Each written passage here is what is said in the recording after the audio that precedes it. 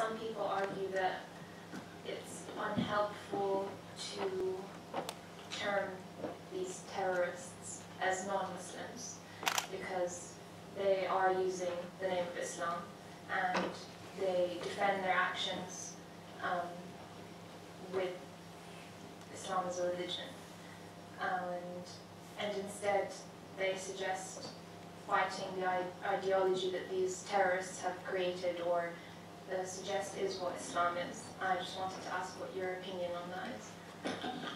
Okay, what's my opinion on the fact that these terrorists, and let's hopefully we kind of have a general understanding of what type of people we're talking about, kind of ISIS type of people.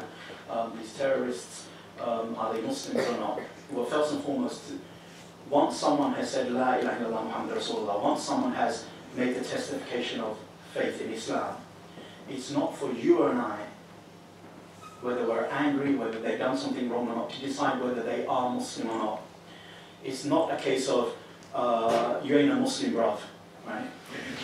You and I can't be saying, unless someone says, yeah, I used to be a Muslim and I'm not a Muslim, then you can say, yeah, you ain't a Muslim, bruv. Otherwise, a sin, no matter how monstrous it is, as long as it doesn't reach the level of being idolatrous, setting up a God with God, that God has a son, has a daughter, that there is someone just as all-powerful as God, just as all-knowing as God, that type of idolatry. Unless it's that. That aside, any other sin, a Muslim, God forbid, he drinks or she drinks, or worse, takes drugs. A Muslim, God forbid, has illicit relationships outside of marriage. A Muslim, God forbid, physically hits their parents or swears at them. A Muslim, God forbid, steals. All of these are major sins, cardinal sins in Islam. As long as someone doesn't, as long as a Muslim who does this doesn't say, well, I don't believe they're sinful, I think they're okay. I know God has said they're wrong. I know the Prophet has said they're wrong, it's clear, I'm not confused about that, but I've got my own opinion. Unless they actually reject the teachings of God and His Prophet, as long as they don't do that, then they're Muslim sinners. They're Muslim sinners. Okay. Even when two Muslims fight and end up killing each other, this sin is worse. But they're Muslim sinners. No one is saying that they've got halos on their head, that these are saints. Oh, it doesn't matter. These are atrocious, abominable acts. We believe God detests them, is angered by them, is likely to punish them severely, but they're Muslims. Especially when there is an ignorant false interpretation. So, someone says, well, I read a saying of the Prophet Muhammad, peace be upon him, that some of his disciples, some companions, Sahaba, they were in the thick of a battle and they nearly lost the battle. Then they slowly turned, reversed the fortunes, and then they started fighting off the enemy. Then it was getting dark and the enemy ran away and they went into this castle, this fortress, and the Muslims thought, oh, if we leave them and go home, they're going to regroup, and this time we might, and the next time we might not be able to do anything because they nearly killed us. So let's just bomb the castle, bomb the fortress. And they found this mangonel outside, catapults with stone, you know. And so they did, it was night time. And after a long thought out decision, the chief in command, the kind of army commander said, lesser of the two evils, let's just... And they did. In the morning, daylight, they broke down the fortress doors and they found, yep, they got the enemy, unbeknown to them, women and children in the fortress. Go back to the Prophet because they know they've done something wrong here, women and children, and the Prophet, peace be upon him, said, hum minhum, that those women and children were from them, meaning they're excused. Oh, that's good. Now I can go in a cafe and do the deeds that we see terrorists do. Hadith. Sunan Abu Dawud, Hadith Sahih, Sunan Sahih. You look to our juristic tradition. In fact, that could be in Bukhari as well. In my mind, it's in Bukhari, in one of the major source books. You look to that tradition, that hadith, two things. false interpretation or a misinterpretation. This is a layman's interpretation. This is an interpretation of an engineer, of a physicist, of a mathematician, of an economist, of a medic. But it's not the understanding of the qualified jurist or scholar of law. Okay? Because the scholars of law are united. Intentionally targeting women and children is categorically forbidden by consensus. Mistakenly targeted, and that's bad, but it was a mistake. Second thing is, in the early days of Islam, so you have the Prophet, and then you have these like disciples, but we call them companions, Sahaba. So you have the companions, direct students of the Prophet Muhammad, peace be upon him. Some of those direct students, they themselves became scholars in their own time. Very first generation, early Islam. And they passed down their knowledge to some of the second generation. One of the second generation scholars, let's say he's the second generation scholar. I've upgraded you, right? Okay. So his name is Imam Zuhri.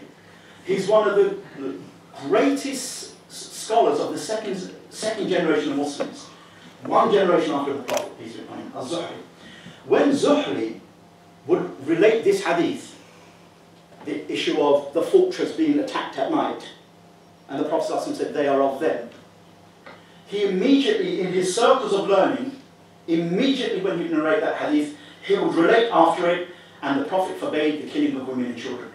Just to show, there's an exception there, and here's the norm, and I don't want you, O my students, who are learning religious knowledge, to confuse the exception and the norm. And you can see this in Fath al-Bari, the commentary of Sahih Bukhari, to see this. So it's very clear. Okay. So are they Muslims? As a default, they are Muslims. Do we love what they do? We detest it. Are they exemplifying Islam? Absolutely not. Are they making a mockery of the Islamic juristic teachings? Absolutely yes. Are they causing people to flee from the beauty of God? Absolutely. Are they mocking the teachings of the Prophet, peace be upon him, unintentionally? Absolutely. Are they Muslims? By default, yes. Individuals from them may not be, because they may have done something so drastic to leave the fold of Islam. But you and I have no right to determine, and it's not a case of, I want to please people. Please God first. That's what Islam is about.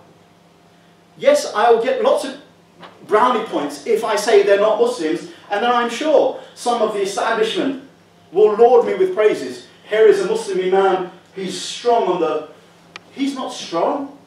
He's just committed a monstrous sin by accusing a sinful, misguided, wretched Muslim to be a non-Muslim, to be outside, to be an apostate.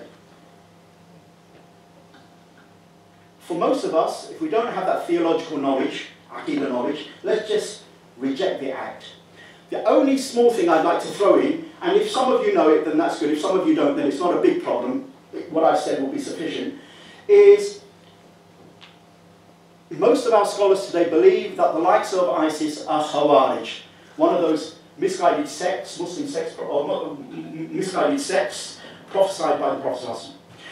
The majority of our scholars said the Khawarij are misguided Muslims. He described them as being dogs of hellfire. A minority of our classical scholars said they're actually outside of the fold of Islam.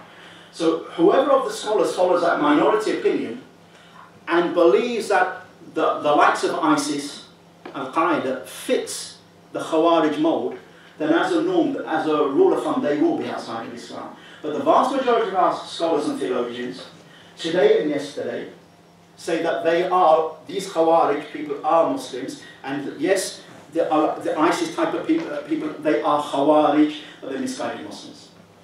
And we should be content with that. It's not for you and me to decide, and we're not looking to please people. Let's try to be sincere to God first, according to the teachings of God, and Allah knows best. Do you have any more questions?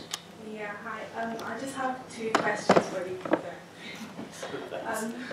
My first question is, you explained the 3 different types of jihad.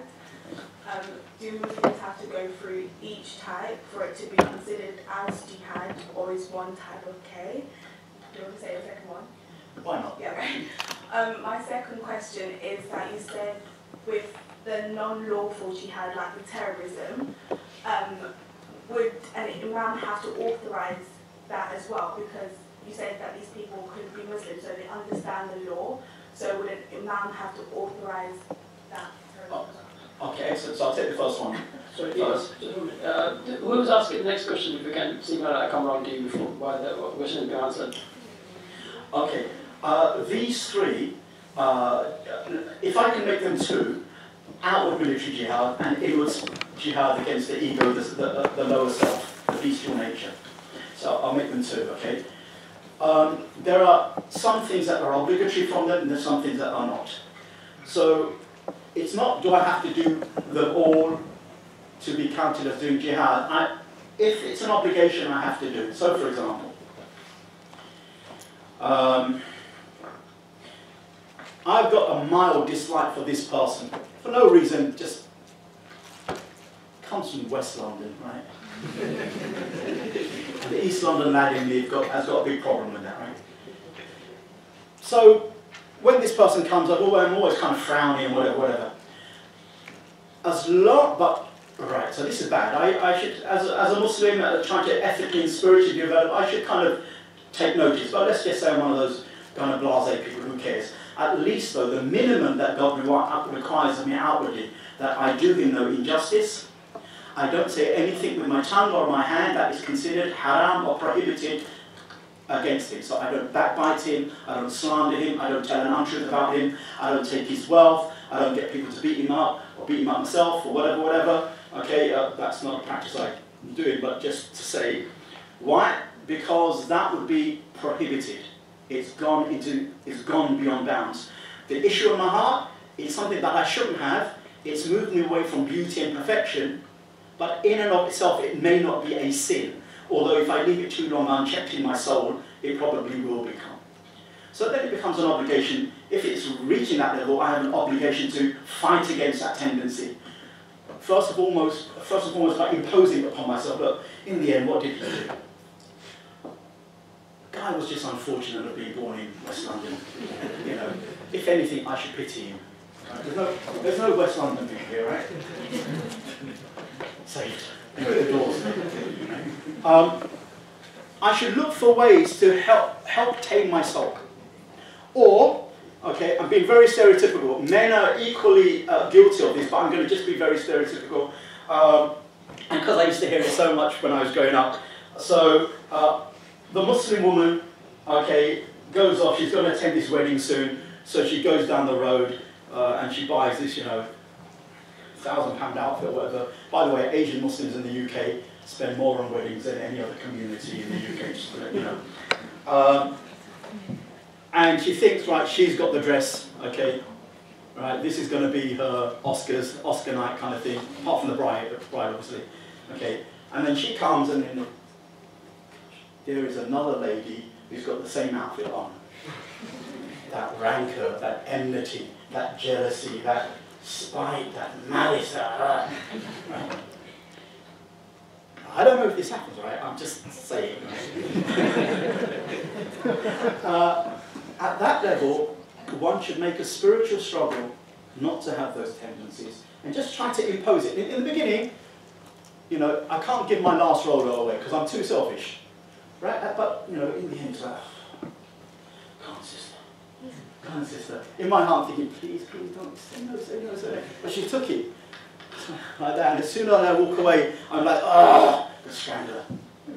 But then the next time it happens, please, don't take it. And they take it. It's like bad, but not as bad. The next time it happens, it's less. I'm less greedy.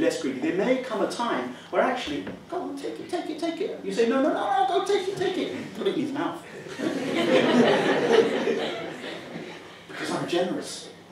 But I'm not innately generous, I had to work on it.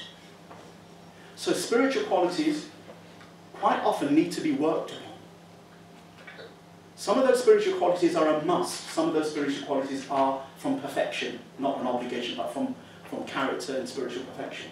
We need to know the difference. So I have to do that jihad against bad spiritual qualities, the vices of the heart. That becomes an obligation. Insincerity to God in worship, thinking bad for someone in causing, destruction. That's not on. Lying about someone, wishing death upon them for no reason. Those kind of things I have to work on immediately. That is my jihad. And maybe there isn't a jihad military. Maybe my country and all the countries around are in peace. Brilliant. So I just have to work on this jihad. Maybe I have to work on the jihad of my parents. Maybe I have to work on jihad on getting a lawful living without unlawful money coming my way. But I may be in a situation whereby I have to do that and a military jihad. So it's not you have to do both, but you have to do the obligations as and when they come. So I hope that's kind of clear. The second question is, the imam, the head of state, shouldn't sanction something illegal or forbidden in Islam. Like a head of state couldn't say, okay, it's Ramadan, it's daylight hours, meaning we should be fasting, let's all drink. He might drink, that's his problem. Or she might drink, right? But the rest of us, we can't say head of state has done it. Head of state may say, let's go and umbrella poison citizens in a country. Needs to be advised, but we can't follow that head of state, especially if he is our head of state. I'm living under his country. I can't do it. I can't disobey God. There is no obedience to the created, said the Prophet, if it involves disobedience to the Creator. That's the rule. So no head of state would legitimize an act of terror. If they did, they would be sinful, and they shouldn't be followed in a sin. You got minutes.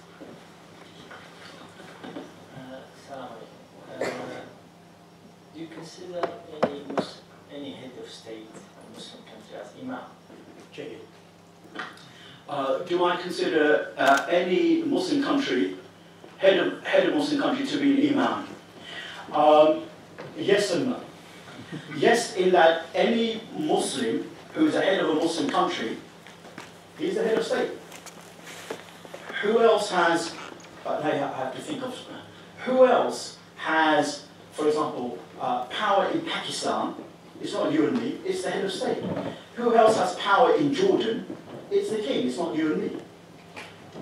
So they are head of states. It's not the local baker, the tailor or the candlestick maker, it's the king there or it's the president there. So they are heads of states, they are imams in that sense. But if you mean, do they reflect the Islamic ideal, then that question has an answer. But in reality, not because I'm scared to, because I've got nothing to lose, I'm not paid by anyone, and I'm not standing in front of them, so it's no great jihad, I'm in Guildford. Okay? So it's easy to say what I want. But wisdom dictates that actually, let me not be concerned with them per se, let me be concerned with myself first.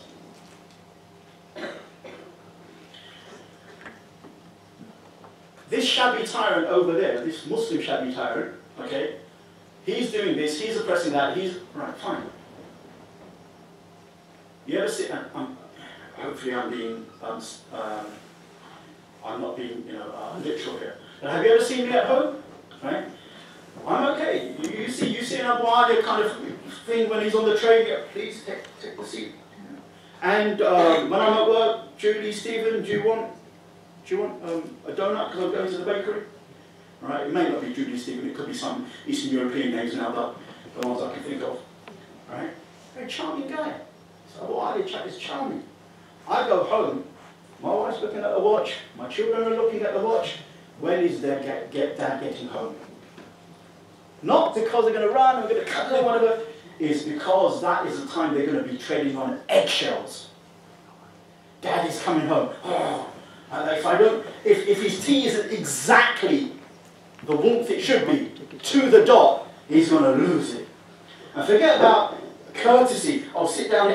It's like I need to have all the attention. If not, it's not going to be my annoyance. You're going to feel my anger.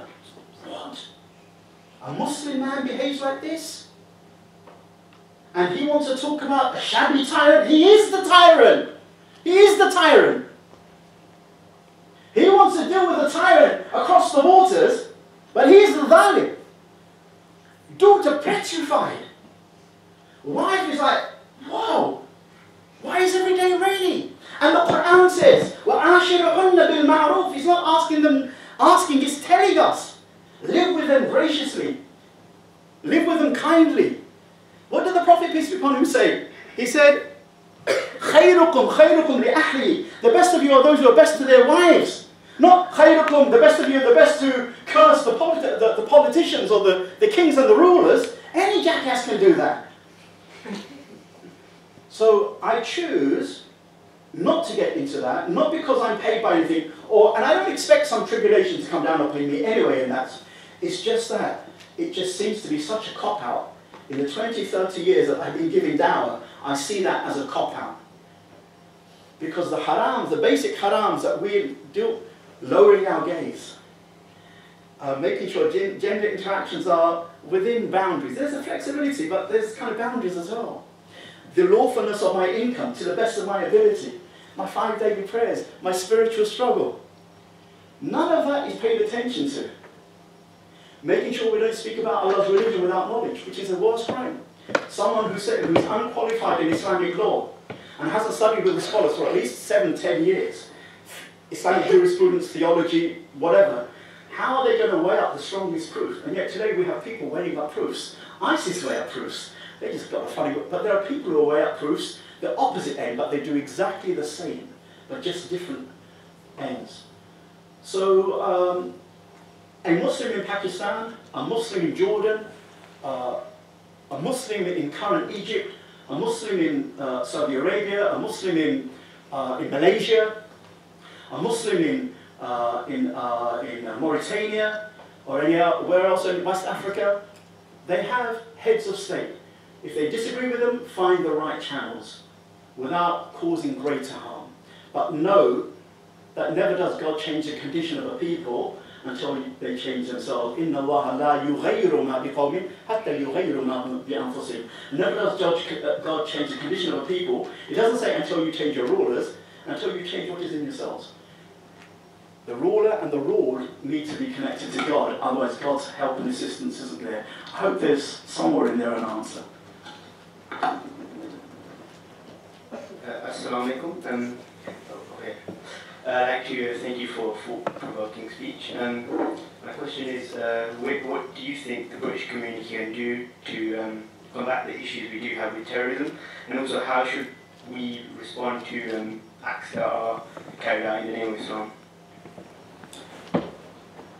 As regards the first question, the reality is someone like yourself and the other Muslim men and women in here, they know just as well as I, if not better, how to just be in this country as a citizen, as a Muslim and as a citizen, interacting, creating harmony, and at the same time, if they can, reaching out to the souls of people to invite us, etc.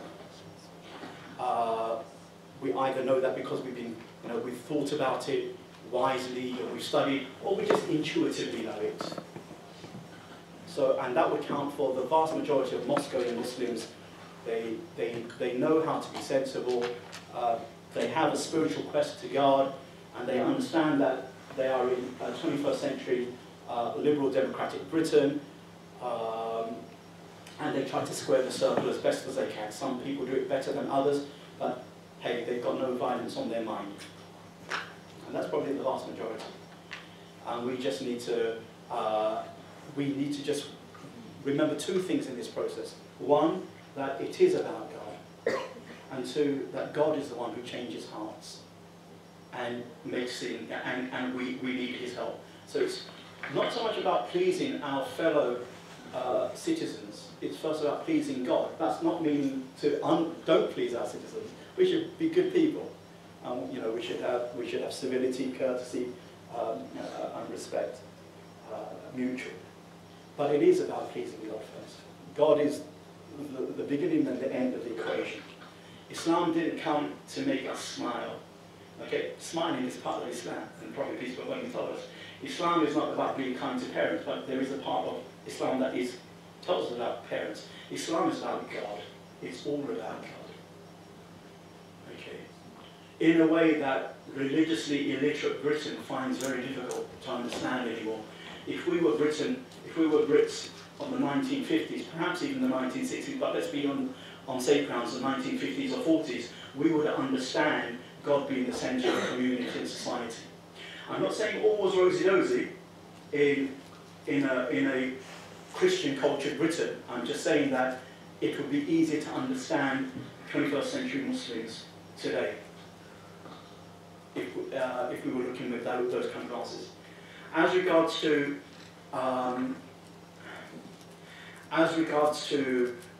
showing how wrong certain acts are, that can be done in two ways, or two or three ways, from what I can see, and God knows best.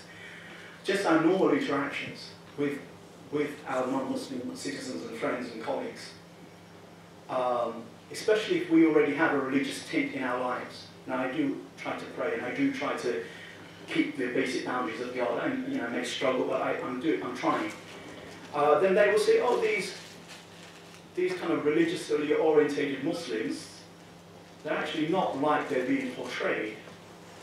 So that type of dawah through just actions, invitation through actions, seem to me to be the greater one. Okay. There will be times where we need to do kind of a talk like this, a formal talk and explanation to clear up some concepts. That will be helpful. But I suggest that that sometimes talk does less than just reaching out. Down in East London, right on the edge, not in my hometown, but further down, the Muslim men and women there started a soup kitchen. It was on the border of Essex. It's a few years back. And it was like where before in the 3 or 4 years before, the BNP and then as of lately other kind of right-wing movements were really getting stronger. And yet there was, the first time there was some engagement between certain people who had a really negative opinion of Islam and had some really right-wing tendencies, and just Muslims, just ordinary Muslims. And after a few difficult starts, some of them became very close and friends. A lot of them changed their attitude. They didn't become Muslims, although there was one or two who did, but a lot of them changed their attitude. And they realized that the Muslims are like this, but there are a few who aren't. As regards to the few who aren't, we need, there are issues of foreign policy that the government has to not be deaf to. But there is an issue of theology, a warped and twisted understanding of the religion of Islam that also has to be dealt with. I suggest that the theology thing be dealt with by Muslim scholars, hopefully with no government interference at all. Okay? As regards to foreign policy, there's more at stake than just the government, but in the end, if both these gremlins, a twisted theology and dissatisfaction with certain foreign policy, if both of them aren't tackled, reaching a conclusion is going to be much harder. We're at the stage in the discourse, in the narrative, in the story, in which governments seem to be playing deaf to the role of foreign policy. It's not all about foreign policy. People can be angry with their country's own foreign policy on an array of issues and not turn to murder and killing people and blowing people up in a bus or on the tube. All right? But when that happens, as it has happened within our case, we say, and I've written an article about it on my website, thehumbleeye.com, it's a matter of Khawarij ideology and ISIS savagery. Because ISIS have a program, Al-Idara al-Tawahush, the management of savagery. They actually have a program that they didn't generate it themselves. It was from an earlier, I hate to use the word, but jihadist ideologue from back in the late 90s, who wrote this thing that we need to terrorize people in the most dramatic way. And if, like, 100 pounds of explosive will blow up the building, use 700 pounds of explosive to make the effects bigger. And do that until you wear down the enemy, and do it wherever you can. So there is a well thought out evil plan, okay, which is besmirching the name of Islam in untold ways. And that needs to be dealt with. God willing, that is happening. There's more to do. But we just need to be thoughtful. It's not all eggs in one basket. I'm one who's kind of studied this. I mean, my teachers alerted me to, my teachers in Islamic sciences and the sacred sciences of Islam alerted me to this since like 1990. I remember sitting in a class of Islamic law in 1990.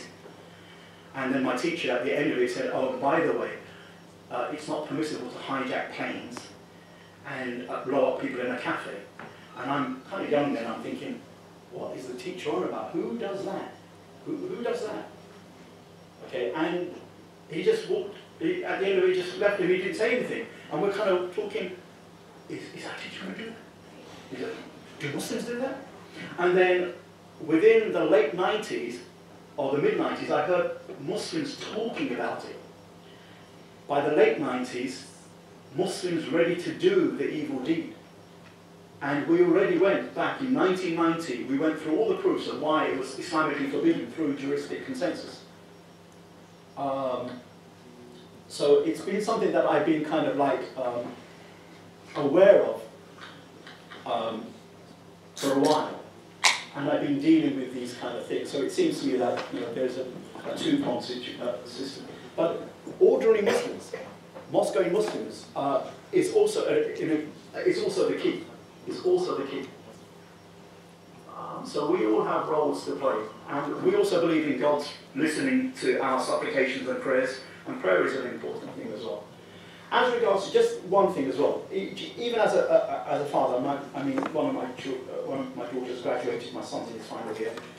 So I have a couple of kids in uni as well. But I remember when we were young, when they were young, it dawned upon me acutely, be careful of how I make political criticism in the sitting room. Because young people are very susceptible and listening, because they have a very acute sense of justice. When you get to kind of like my age, okay, that kind of acute sense of justice gets numbed down by the system. But young people like yourselves, you have an acute sense of justice and I pray that God doesn't subdue. We need that. There is legislation to ensure that you do get, subdued a bit. But I hope that doesn't happen. But political criticism, be wise. What benefit is there in saying this? Is it wisdom? Is there more benefit than harm? Or is it just the unleashing of the ego? Is it the unleashing of the ego? How does that bring me closer to God? How does it make the situation more godly? How does it improve the situation? Yes, we should have righteous indignation against injustice. We should have righteous hatred. It's not the hatred that right? That's not necessarily righteous hatred or indignation. But that's an injustice, that's a wrongdoing. So I hate it, with the heart, and if I can change it, I can change it. But you know what? We are 21st century Britain who needs food banks. And it's not just the homeless, okay, who need food from a food bank. It's people who have houses, but because they've lost a breadwinner, or because of one reason or the other, they now need food banks, even though they've got a roof over their head. Down in East London, I don't know how it is here, you see so many of the Muslims on Friday night, and they're struggling with drugs, serious drugs. It's not legal highs, it's illegal highs. I mean, legal or illegal highs is still wrong Islamic, right? We can curse them, but I suggest the prophetic way is to have concern, and to see how can I be a healer rather than a curser or a destroyer. So we need to transform the Islamic narrative and bringing it into our own lives. That becomes a spiritual struggle. So God knows best. These are difficult times, no doubt. I just wish the Muslim political activism was a bit wiser, spiritually wiser, more in conformity with Islamic teachings. Because I sometimes feel that it's just like headless chickens. But who knows? You'll be the generation to change that. Maybe we failed and you can move on. I better stop around here. I would encourage the non-Muslims to ask the questions first, because we have a time constraint, so we can take a couple more questions. So if the non-Muslims have questions, please raise your hands, don't feel shy. Yes? No? I'll encourage you. No? Try. Do any of the Muslim brothers have questions?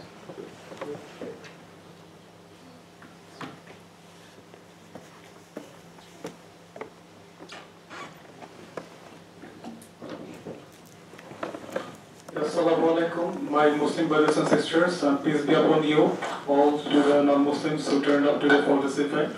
Well, sir, my question on jihad is this, like, there is an hadith, if you die for your country, just like a martyrdom, or like you are being a shahada, you are embracing shahada, or you are being a shaheed. But now the current political situation is like that the army or the police, they are just treated for the interest of the politicians. Like, so for example, if we say about Bangladesh or Pakistan, it was just a stupidity of the politicians, just their interest and their own greed that like led to this fighting. So if a person dies being in the military now, or if I join army in the Nia that I will serve my country, protect my motherland. So if I just for the stupid people, if I die, so in which way is that a shahada? This is my question, sir. Hope you can answer. Thank you. Thank you for your question. Okay, so sometimes the scholars say, first establish your throne, then sit on it. Meaning that the first thing we need to look into is it actually the words of the Prophet Muhammad, peace be upon him, that whoever dies for their country or land dies the death of a martyr. That in itself is questionable. It's true that the Prophet, peace be upon him, said, whoever dies protecting his home is a martyr. Whoever dies through a serious stomach illness is a martyr. Whoever dies because the roof of the house or the walls fell on them dies a martyr. Whoever dies protecting their wealth and their property is a martyr. And whoever dies fighting so that the word of God becomes uppermost is a martyr. Those categories are well established. The last one being directly to do with warfare, the others just God's grace by elevating a person. So a woman who dies in childbirth is a martyr. Okay? But defending our land, if we're talking about a country land, then that doesn't occur. But if he's talking about our property, this is my house, an intruder has come in, and I fought them off and become killed, in the process, then hopefully I'm a martyr. But defending our land, there needs to be the hadith, and as far as I'm aware, there is no sound hadith, sound saying of the Prophet Muhammad, peace be upon him, about defending our land. Point one. Point two is, even if we put that aside, it's just a question of, if I'm going to move away from the default position, and the default position is, whoever kills a single soul unjustly, it's as if they've killed the whole of humanity, the Quran says. And whoever saves the life of a single soul, it's as if they saved that life of the whole of humanity. If I have to move away from that default of the sacredness of the human creature, I need a God-given, clear reason to do it. And being in the army isn't enough. If the commander-in-chief of wherever I am in the army orders me with something, I have to find a way of disobeying it at whatever cost, because it's a human life. And if I add to that a little, civil war, the Prophet, peace be upon him, told us that Muslims will be afflicted by civil wars seriously. And it's very difficult to read Muslim history without reading quite a lot of civil wars. Today we have civil wars. The Prophet, peace be upon him, sallallahu alaihi wasallam, gave us clear advice for civil war, which was what? If you have a sword, a civil war is going on, a sword, then go to a stone and blunt your sword. And get your arrows and snap them against the wall. And then go to your house and stay there. And if someone breaks the door of your house down, because it's a civil war, then go to your bedroom.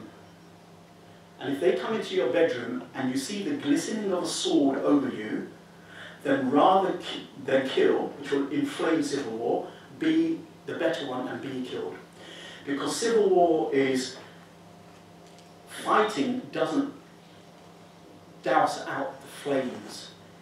It it exacerbates the problem. And so the Prophet, not in one hadith, not in one saying, not in two, not in 5, not in 10, over 30, 40 sayings forbade us from entering a civil war at all costs. Because of the violence, the killing, the murder, and just the anarchy that comes about. In our political activism, I need to make sure that I am not one who kicks off a civil war. And if I'm in activism in Muslim majority countries and I kick off civil war, not myself, but my collective actions, I might be responsible for all the bloodshed that has occurred. Because if I'm so-called politically wise and astute, couldn't I see that this is going to lead to people killing people, Muslims killing Muslims? Isn't that more or less obvious? Because once the ego is out, then all hell breaks loose. And yet today, many of our political activists around the world, in the UK, they don't even know these teachings of the Prophet Muhammad, peace be upon him. So I put it to you, many of our political attitudes, Muslims, are actually very far away from Islam. Still Muslims, we're still Muslims. Many of our political, and I'm saying this to my non-Muslim citizen colleagues, merely because a Muslim voices a political opinion, that's probably a reflection of their hurt, grievance, rightly or wrongly, or their pathology. It's not always a sign that that's a reflection of what the teachings of the Prophet Muhammad said. Otherwise, look at the civil wars between Muslims, wherever, in modern times, in earlier times. East-West Pakistan, Bangladesh, Pakistan.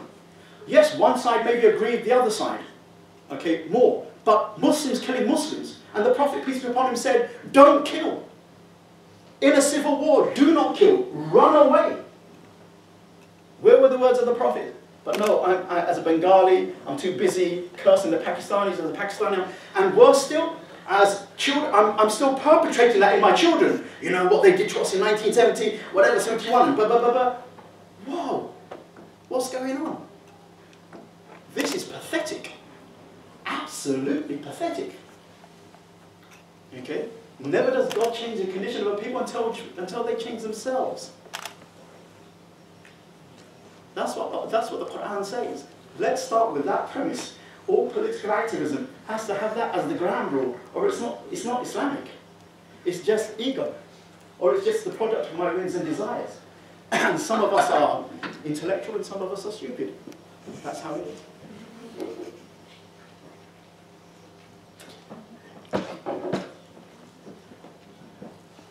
If our political activism isn't seasoned with spiritual courtesy, compassion, service to humanity, it's not going to produce any of the fruits because it's just so far away from the prophetic model and the Sunnah.